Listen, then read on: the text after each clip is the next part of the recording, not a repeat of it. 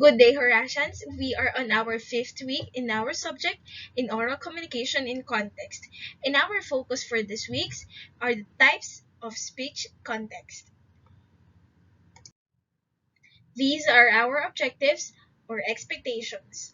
First, identify how communication occurs in different situations and circumstances. Second, explain how to communicate effectively based on the speech context. And third, relate these concepts to the real world situations. And for your pretest and looking back to your lessons, activities are already provided, which may also be accessed through the Google form. Okay, so now let us define speech context. When we say speech context, it is the situation in which communication occurs. Now, we have four types of speech context. The first one is the intrapersonal communication. Second, we have the interpersonal communication. Now, under interpersonal communication, we have two types.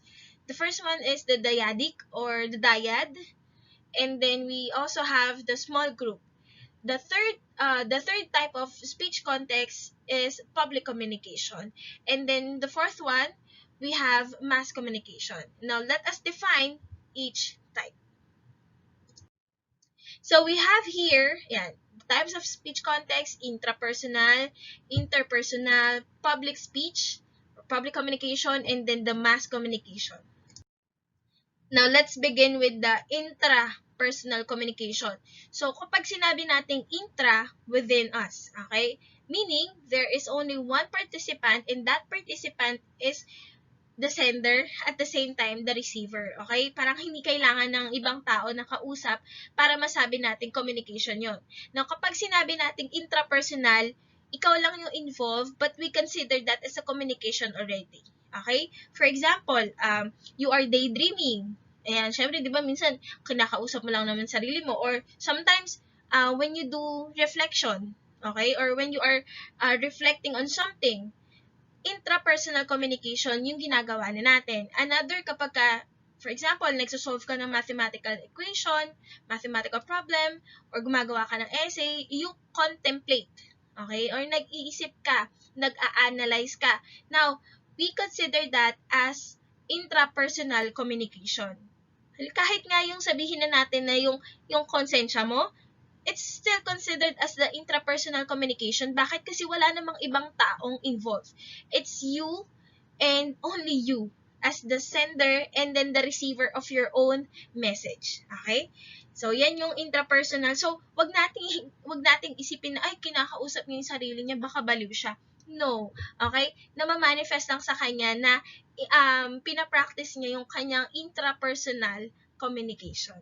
Next, we have the interpersonal communication. Unlike the first one, which is the intrapersonal, we have here the interpersonal. Ito yung common. Okay?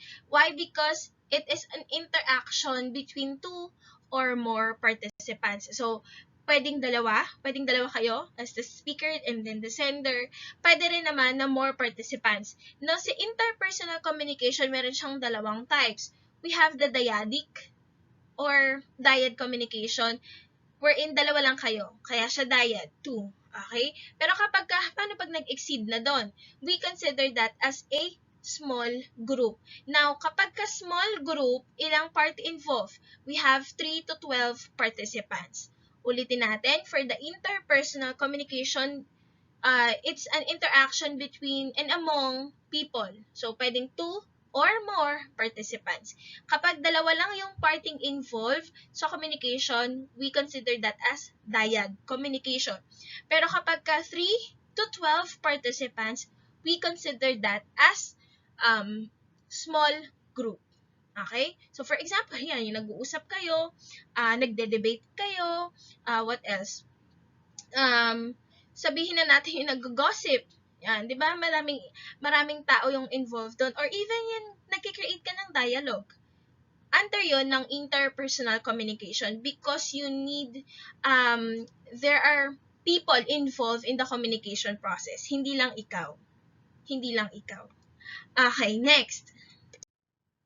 We have here the public speech context. It involves a single speaker and a sizable number of person or an audience like a seminar and a political campaign. Okay, pag sinabi naman natin na public speech, hindi lang siya sa politics ha. Ito yung kadalasan natin na nakikita. Merong isang nagsasalita and then the rest are listeners, the rest are audience. Okay? Parang halimbawa, yung sa seminar, di ba, may iisang speaker lang naman siya and then the rest are listeners. Pwede din naman na yung sa homily, okay?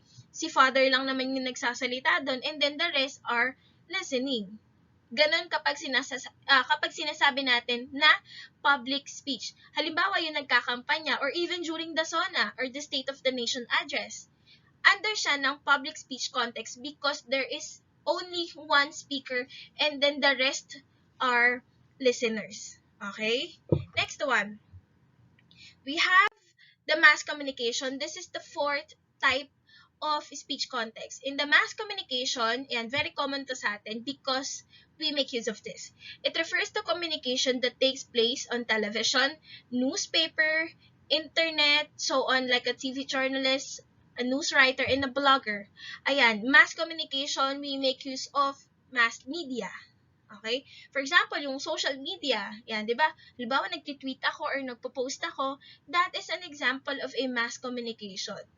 Nakikinig ako sa radyo, o kaya nanonood ako sa TV, I am watching a reporter, yan, mako-consider natin yan as a mass communication.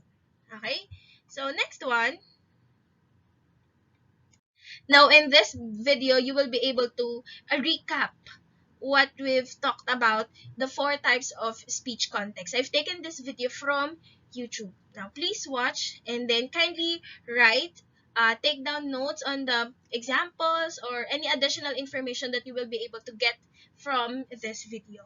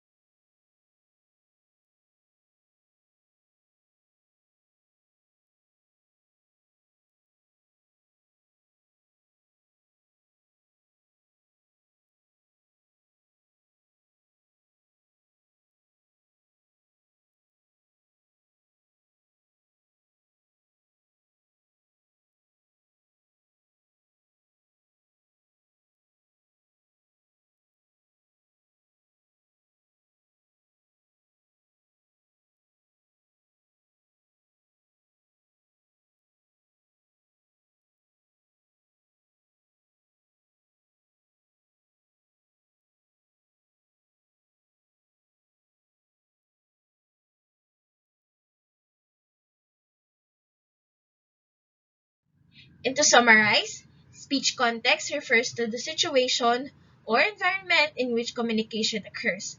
Now, there are 4 types of speech context. The first one is the intrapersonal communication. Intrapersonal communication, this is a self-talk or kinakausap mo yung sarili mo. So, meaning to say, there is only one participant involved in the communication process. Si sender, siya din yung receiver ng own message, okay? And then, we have the interpersonal communication. Unlike the intrapersonal communication, here, there are 2 or more persons involved in the communication process. There are 2 kinds of communication under interpersonal communication. The first one is the dyad. In the dyad, there are 2 persons involved in the communication process. Another form or another kind of interpersonal communication, we have the small group. In the small group, there are 3 to 12 participants involved in the communication process. Next type of speech context, we have the public speech context. In the public speech context, there is only single or one speaker and the rest are listener or audience. Okay? Usually, it is being done in political setting, yan, yung pag may mga nagsusona, kapag may mga campaign, or for example, in a homily, so, iisa lang yung nagsasalita, and it's front of people, and the rest are listening or just an audience. Okay, next one, we have the 4th type of speech context, we have the mass communication. And in the mass communication, mass media. Okay, we make use of, or for example, we have television, radio, the social media itself. So, under yan ng mass communication. Okay. And for you to accomplish your P-test, looking back to your lesson, activities, post-test, and reflection, you may access it through Google Form. Or kung wala naman, you may also have your answers in an answer sheets. Now, as we end this lesson, let me share to you our quote for the week. Now, we are all sinners in the same game, just different levels. Dealing with the same hell, just different devils. I hope you've learned something from our discussion today, and see you again next week. Goodbye and thank you.